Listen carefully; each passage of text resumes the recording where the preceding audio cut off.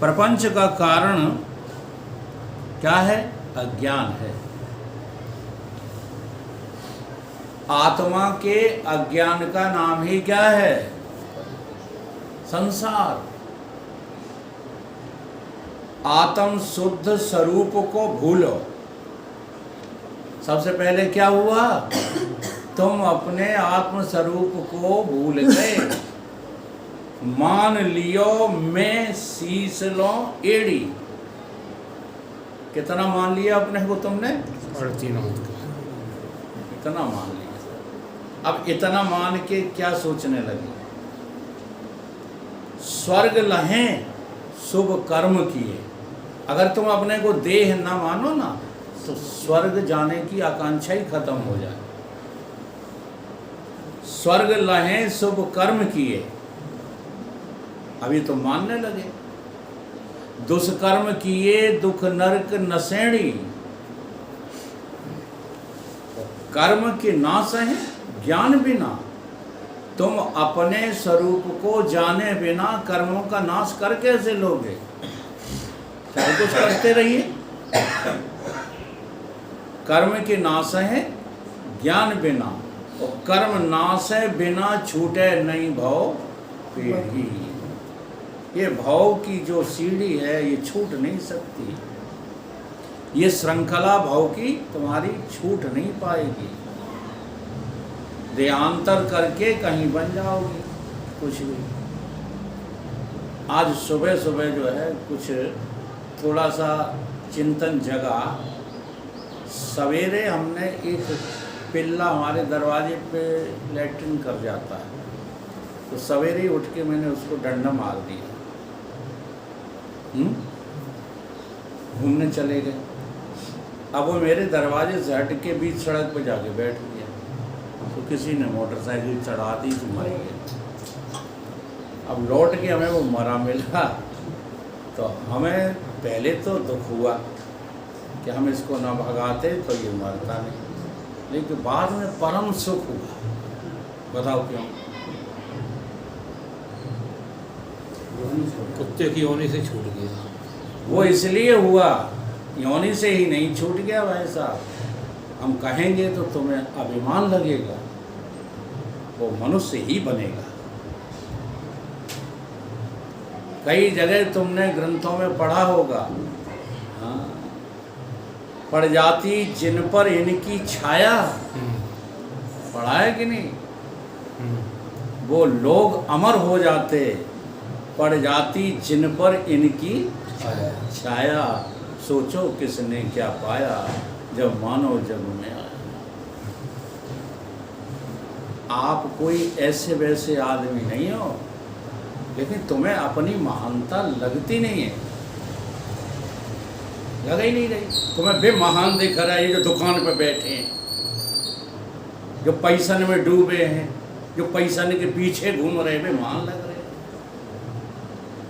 तुम अपनी महानता को समझ ही नहीं पा रहे हो कि ईश्वर की तुम्हारे ऊपर कितनी करुणा है।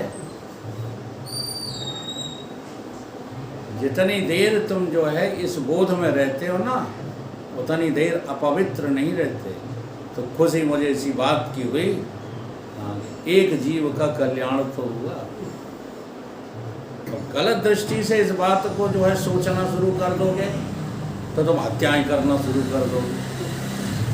हाँ, कुछ लोग ऐसे होते हैं ना, उनकी मक्खियाँ क्यों मार रहे हो? उनकी तासे इनकी योनि बदल है।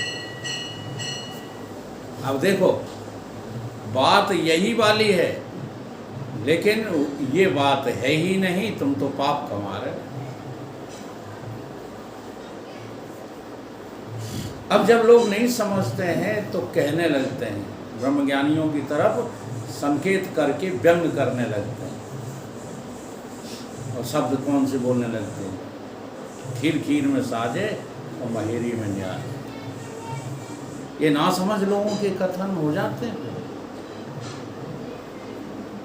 तो बड़ा ही पवित्र विषय है जिस विषय का आप पठन पाठन कर रहे हैं।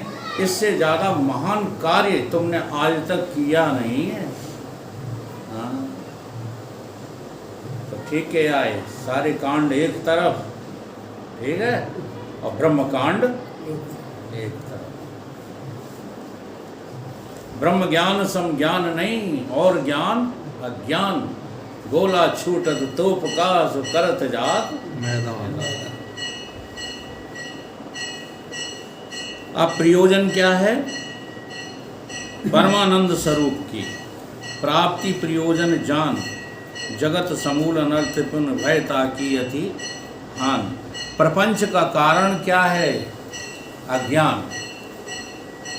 इसलिए मैंने ये पद सुनाया था, केवल आत्मा के अज्ञान से ही ये विवर्त होकर खड़ा दिख रहा है।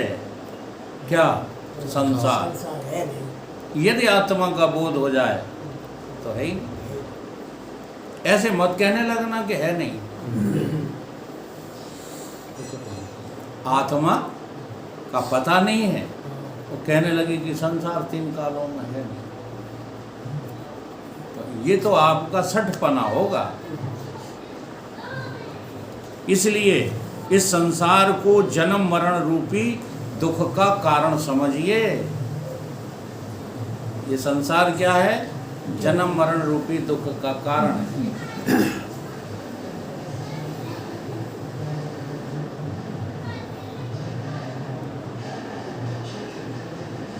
इन जो है बातों को समूल जो है समझने के लिए सन्मुख सत्संग की आवश्यकता है। ऐसे नहीं कि फोन पर जो है बातें कर रहे हो, लिख कर भेज रहे हो। सन्मुख थोड़ी सी देर के लिए बंद कर दो। संसार क्या है? अनर्थ है। विचार सागर में संसार को अनर्थ कहा है। इस अनर्थ की निवृत्ति, इसकी हमें निवृत्ति करना है। अब बहुत अच्छा विषय आ रहा है सामने, तर्क। जगदीश जैसा तर्क इसमें आएगा सामने। ये अनर्थ रूप है, अनर्थ रूप है, इसलिए हमें इसकी निवृत्ति करना है। और निवृत्त रूप है तब भी हमें निवृत्ति करना है। परमानंद की प्राप्ति करना हो, परमानंद ही स्वरूप, फिर भी तुम्हें प्राप्त करना है, इसका नाम मोक्ष है। तो ग्रंथ का परम प्रयोजन क्या है? परमानंद की प्राप्ति और अनर्थ की निवृत्ति, अर्थात संसार के सर्व दुखों की अत्यांतिक निवृत्ति और ब्रह्मानंद की प्राप्ति। ये परम प्रयोजन है। तो कोई दूसरा प्रयोजन क्या है? अवान्तर प्रयोजन। वो क्या है? कहीं वो है ज्ञान। ज्ञान के द्वारा ऐसा होगा।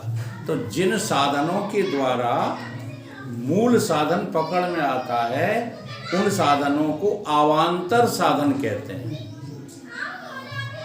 एक दिन बताया था ना। और मूल साधन होता है वो परम साधन होता है, परम प्रयोजन होता है। तो परम प्रयोजन तो मोक्ष है, मुक्ति है। तो अवान्तर प्रयोजन क्या है? ज्ञान। जैसे वेदों में भी जो है उपनिषद भाग में 2 तरह के वाक्य हैं। एक जो है महावाक्य हैं और एक अवान्तर वाक्य है, जो हमने चर्चा की थी। तो अवान्तर वाक्य क्यों है? महावाक्य तक पहुंचने के लिए, और कोई उनका प्रयोजन नहीं। सहयोगी, वहाँ सहयोगी का है, वो अनिवार्य हैं। अनिवार्य है। हाँ, सहयोगी को तो ऐसा है कि जिसको छोड़, बस यही बात तो लोगों की, विद्वानों की समझ में नहीं आती है, इसलिए वो इस तरह की बातचीत करने लगते हैं। क्या जरूरत है हाँ, अभी सत्संग की? क्या जरूरत है? बुद्धि का विषय ही नहीं है। तो इसी तरह की बातें तो करने लगते उठपटांग, क्योंकि उन्हें पता तो कुछ है नहीं, केवल सेंटेंस रट लिए हैं। ये बुद्धि से नहीं हो सकता, ये प्रवचन से नहीं हो सकता है, ये तीर्थ से नहीं हो सकता, ये तप से नहीं हो सकता है, ये गुण साधन से नहीं हुई। ये चौपाई तो सब लोग बोलने लगे। तो हमारे गुरुदेव कैसे बोलते हैं जानते, वो कहते हैं ये सब साधन से ही होई,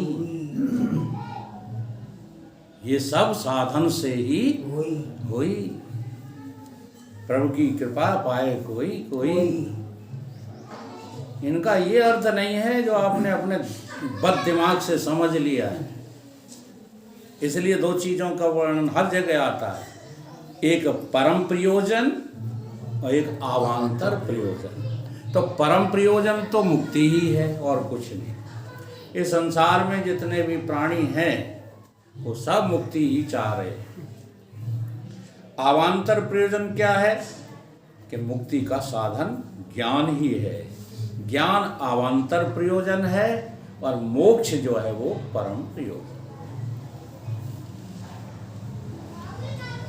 जिस विषय पुरुष की अभिलाषा होवे सो परम प्रयोजन, उसी को पुरुषार्थ कहा है। कोई भी कार्य पुरुषार्थ नहीं है। हाँ, परम प्रयोजन की प्राप्ति की अभिलाषा का नाम ही क्या है? पुरुषार्थ है। सो अभिलाषा सर्व दुखों की निवृत्ति और सुख की प्राप्ति विषय सर्व पुरुषों को होना चाहिए, वही मोक्ष का स्वरूप है। इसलिए देखो बात वहीं कही जाती है जहाँ है सबको मोक्ष की इच्छा है। अब कहते हैं मोक्ष की इच्छा है तो फिर अलग से हम मोक्ष की इच्छा क्यों करें? वही तर्क आ रहा है सामने। मोक्ष की इच्छा है तो सर्व पुरुषन को, सर्व पुरुषन से तात्पर्य सर्व जीवों को।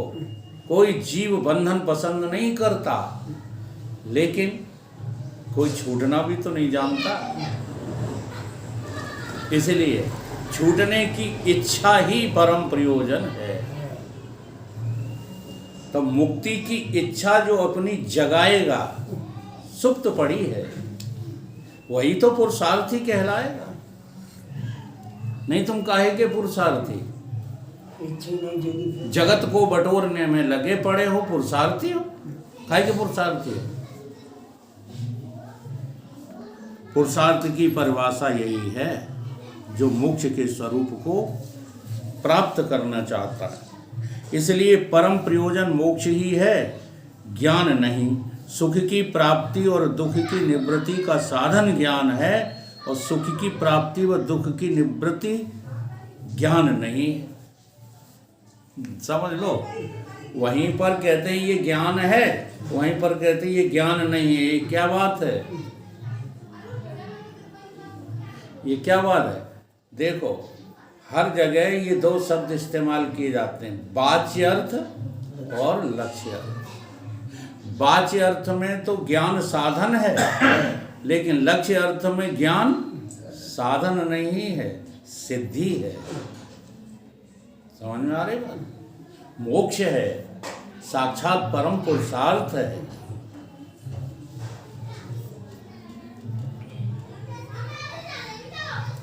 इसलिए आवान्तर प्रयोजन ज्ञान है और मुख्य प्रयोजन मोक्ष है। जिस वस्तु द्वारा परम प्रयोजन की प्राप्ति होवे उसे आवान्तर प्रयोजन कहते हैं। ऐसा ज्ञान जो तुम्हारे आत्मज्ञान को हटाएगा वो आवान्तर प्रयोजन होगा, और आत्मा के अज्ञान के हटते ही ज्ञान स्वरूप आत्मा का ज्यों का त्यों प्राप्त हो जाना, ये परम प्रयोजन कहलाए। ग्रंथिकार ने के ज्ञान ग्रंथ करके ज्ञान द्वारा मुक्ति रूप परम प्रयोजन प्राप्ति होवे है। इसलिए ज्ञान अवान्तर प्रयोजन और ज्ञान परम प्रयोजन। मोक्ष परम, हाँ वो मोक्ष ज्ञान स्वरूप है। ज्ञान स्वरूप का नाम मोक्ष है, और ज्ञान के द्वारा अज्ञान मिटाना ये अवान्तर प्रयोजन। तो अब ग्रंथ के प्रयोजन में शंका पैदा की, शंकालु ने शंका पैदा की, प्रश्नकर्ता ने इसमें शंका पैदा की। वो क्या कहता है? ऐसे ही जगदीश की शंका है जो मिट नहीं रही। जगदीश भी यही शंका करते हैं बार बार। ये बैठे, जीव को स्वरूप अति जहाँ आनंद कहत वेद, ताकों सुख प्राप्ति को असंभव बखानिए।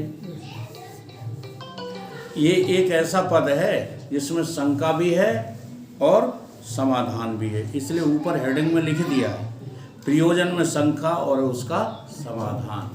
शंका भी इसी पद में है और समाधान भी इसी पद में। वो कह रहा है जीव को स्वरूप अति आनंद कहत वेद, ताकों सुख प्राप्ति को असंभव बखानिए। आगे जो अप्राप्त वस्तु ताकि प्राप्ति संभवत, और नित्य प्राप्त वस्तु की तो प्राप्ति किम मानी।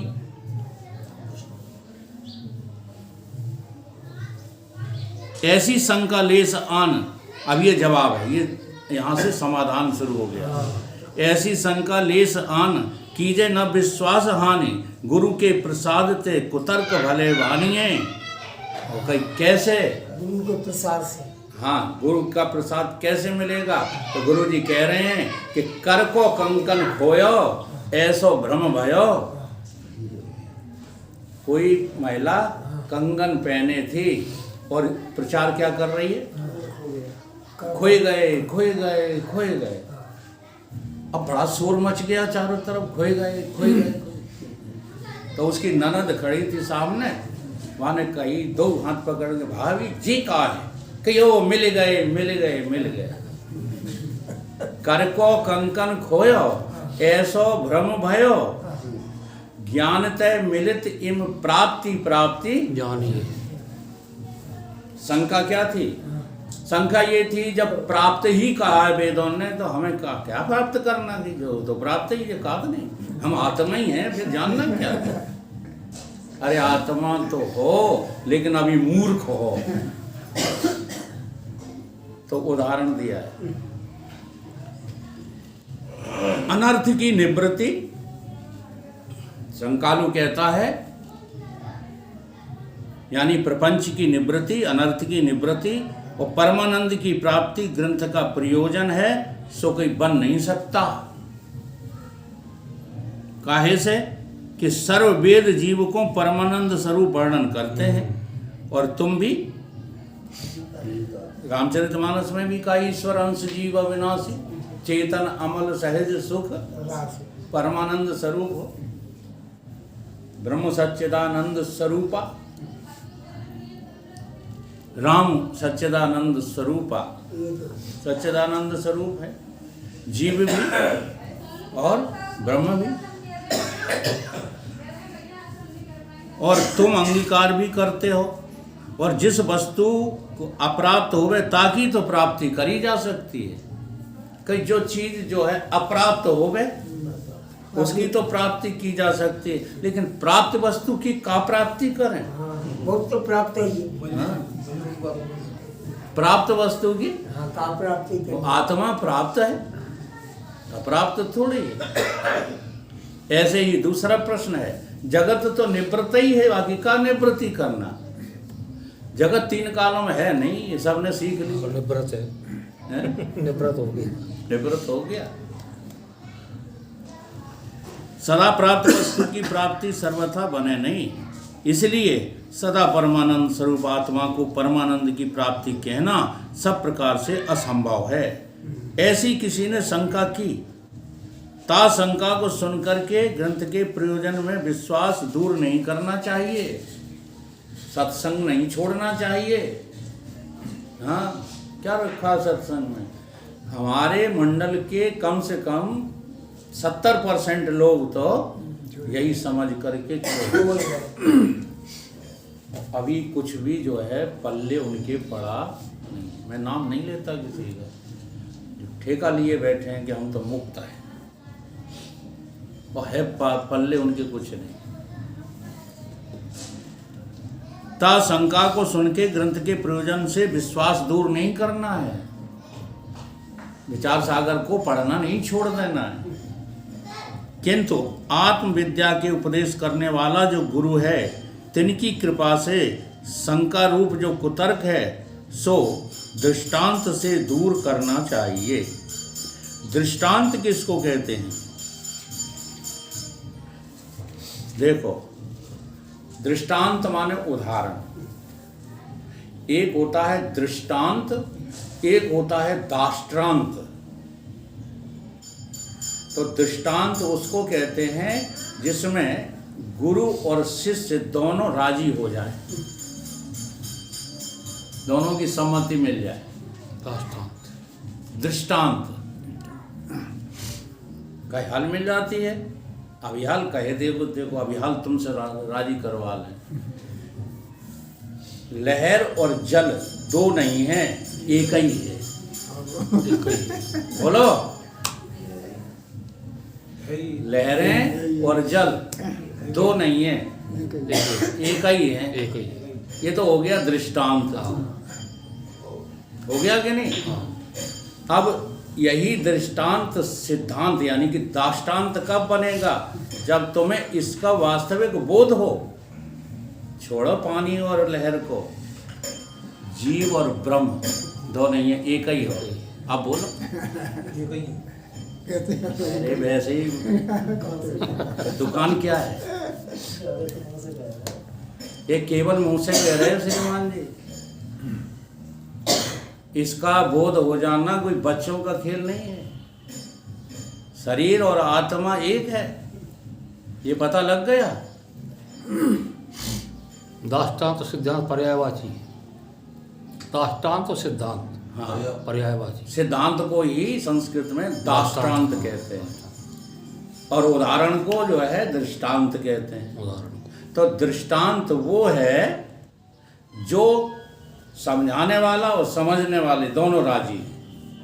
अब तुम राजी थोड़े ही हो, एक ही धौंस दी सोई पिल हो गए, तब अपने तर्क देने लगोगे। फिर आप क्या करोगे कि आप भी तो घर जाते हो, आप भी तो घर में रहते हो, आप भी तो ऐसा करते, चलो आज यही रही, ना हम जाएंगे ना तुम जाओ। होता ही यार, हम मान जाएंगे कि तुम जान गए कि तुम आत्मा हो। तो ये शर्तें तभी गुरु की तरफ से रखी जाती हैं जब चेला ऐसी बदमाशी देता है। नहीं तो गुरु को तो पता है कि अभी तुम्हारे बूते की बात है नहीं, थोड़ी देर सुनो, समझो, भजन करो, अभ्यास करो और जैसा चल रहा है वैसा चल। अभी समझ में थोड़ी है। अर्थात दृष्टांत दोनों की सम्मति है और दाष्टांत करके सिद्धि है। जब दृष्टांत दाष्टांत में बदलेगा तो क्या हो जाएगी? सिद्धि। उसी का नाम तो सिद्धि है। उताही को फिर सिद्धांत कहते हैं। सिद्धि का नाम ही सिद्धांत है। तो एक दृष्टांत कहिए, जैसे किसी के हाथ में कंकन हो के ताकू ऐसा भ्रम हो जाए कि मेरे हाथ का कंगन खो गया। एक बहुत अच्छा दृष्टांत जो है हमने पहले भी कई बार दिया है। एक सज्जन थे, पढ़े लिखे, उनको विस्मृति ज़्यादा होती थी। तो वो एक डायरी रखते थे और उस डायरी में सारी बातें नोट कर देते थे सोते समय।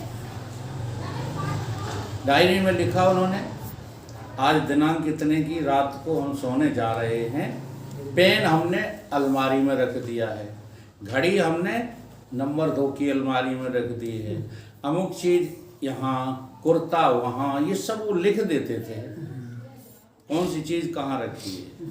ठीक है, अब ये तो कोई नहीं लिखेगा कि हम कहाँ रखें, ये उनने नहीं लिखी।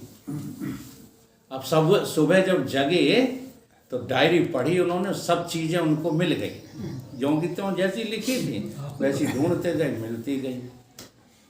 अब कह रहे हम खोई गए। हम कहाँ गए?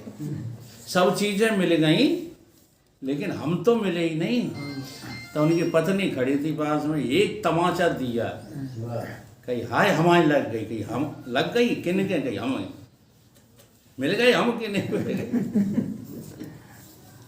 ऐसे ही कर को कंकन खोयो, ऐसो भ्रम भयो। अब इस पर हम कोई जोर ही नहीं देते। आत्मा के खोने का भ्रम है। आत्मा के खोने का भ्रम का परिणाम अज्ञान, ये प्रपंच है। ये नहीं हम जो समझते हैं, कहते हैं भ्रम तो नहीं है, हमें भ्रम कैसे हो सकता है? अरे बड़ों बड़ों को भ्रम है, इसलिए हजारों उदाहरण भ्रम के दिए जाते हैं। ट्रेन खड़ी है, लगता क्या है चल रही है, लगता है कि नहीं? इसी चल रही है, हाँ अपनी चलती लग रही है। लगता है। अब बैठे हैं बस में, चल तो बस रही है, लग रहे हैं कि पेड़ चल रहे हैं। पेड़ चल रहा है। ऐसे अनेक अनेक उदाहरण। घूम तो पृथ्वी रही है लेकिन लग रही स्थिर है। सूर्य तो स्थिर है, लग रहा है कि चल रहा है, शाम को पीछे पहुंच जाता है, पछाओ को। तो ये सारे भ्रम है कि नहीं? ऐसे ही तुमको भी भ्रम हुआ है। तुम इस देह को ही आत्मा समझ बैठे हो। और ऐसे समझने वाले संप्रदाय के संप्रदाय और उन संप्रदायों के हम अनुकरण करता हो जाते हैं। जी हाँ, और एक बहुत बड़ा समुदाय, जैन समुदाय, बौद्ध समुदाय, फलाने समुदाय, ढीके समुदाय, ये सब भ्रम के अधीन है। इसलिए चार वाकधारियों में लिया गया इनको। सनातन कभी स्वीकार नहीं करता इन देह आत्मावादियों को। देह कभी आत्मा हो सकती है? तो ज्ञान तय मिलित इम प्राप्ति प्राप्ति। हाँ जानिए, मेरा कंगन हाथ में है, तब वो ऐसे कहे मेरा कंगन मिल गया। अजय खोई कहाँ गया था जो मिल गया? भ्रम था। इसलिए भ्रम न सके को टाल। इस रीत से प्राप्त जो कंकन है, ताकि भी प्राप्ति कहिए। तैसे ही परमानंद स्वरूप आत्मा विषय अविद्या के बल से ऐसी भ्रांति हो गई है। आत्मा परमानंद स्वरूप नहीं है, किंतु परमानंद स्वरूप तो कोई अलग से ब्रह्म है। उस ब्रह्म का और मेरा वियोग हो गया है, बिछड़ गए। ये भ्रम से लग रहा है, वियोग थोड़ी हुआ है। केवल तुमको भ्रम हो गया है, काहेगा वियोग बनेगा। अब देखो रामचरितमानस की ये चौपाइयाँ क्या कह रही हैं। लेकिन हजारों बार भी उन्हें सुनाओ, लेकिन उन चौपाइयों का तुम अनर्थ ही कर डालते हो। योग वियोग भोग भल मंदा, हित अनहित, हित अनहित मध्यम भ्रम अंधा का है ये? भ्रम है। मिल जाना, बिछुड़ जाना, हित अनहित, ये सब क्या है? भ्रम है ये। जी हाँ, अब इसको हम भ्रम नहीं समझते, सत्य समझते हैं। इसीलिए गोस्वामी जी लिखते हैं कि जासु सत्यता ते जड़ माया। जिसकी सत्यता से जो है ये भी जड़ माया भी सत्य देखने लगी है थोड़ी। भासु सत्य इव अज्ञान सहाया। अज्ञान का दूसरा नाम ही मोह है। जो कारण है वो अज्ञान है, जो कार्य है वो मोह है। कार्य कारण को अभेद करो तो जो मोह है वही तो अज्ञान है। 1 घंटा थोड़ा सा रह गया। इस रीति की भ्रांति बहुत मूर्ख प्राणियों को हुआ करती है। यह तो बहुत से पंडित भी इसी मूर्खता के शिकार हैं। जो जीव ब्रह्म का वियोग अंगीकार करे हैं वो सब मूर्ख ही तो हैं, सब मूर्ख हैं। और ये हम नहीं कह रहे हैं, न कोई पंडित विरोधी कह रहा है। जो कह रहा है ना वो स्वयं पंडित ही है। आज यही तो सब गड़बड़ झाला समाज में पैदा हो गया है। सच्चे जो पंडित हैं उन्हें कोई पंडित नहीं कहना चाहता, और जो मूर्ख हैं वो सब पंडित बने घूम रहे हैं। तीन पुरुषन की उत्तम संस्कार से जो कदाचित ब्रह्मज्ञानी आचार्य से वेदांत ग्रंथ की श्रवण की प्राप्ति हो जावे, तब उनके अर्थों को निश्चय करके परमानंद हमारे को ग्रंथ और आचार्य की कृपा से परमानंद प्राप्त हुआ है। यह उनका कहने का अभिप्राय है। आत्मा तो परमानंद स्वरूप आगे भी था, परंतु मेरा आत्मा परमानंद रूप है, इस रीत से भान नहीं होता था। इसलिए अप्राप्त की नाई था। आचार्य द्वारा ग्रंथ श्रवण करा के परमानंद का बुद्धि विषय भान होने लगा। इसी का नाम है परमानंद की प्राप्ति। इस रीत से प्राप्ति की भी प्राप्ति बनने से परमानंद की प्राप्ति का ग्रंथ का प्रयोजन सर्व सिद्ध है। ठीक है, अब आगे की बात जो है आगे लेंगे। बोलिए सतगुरुदेव।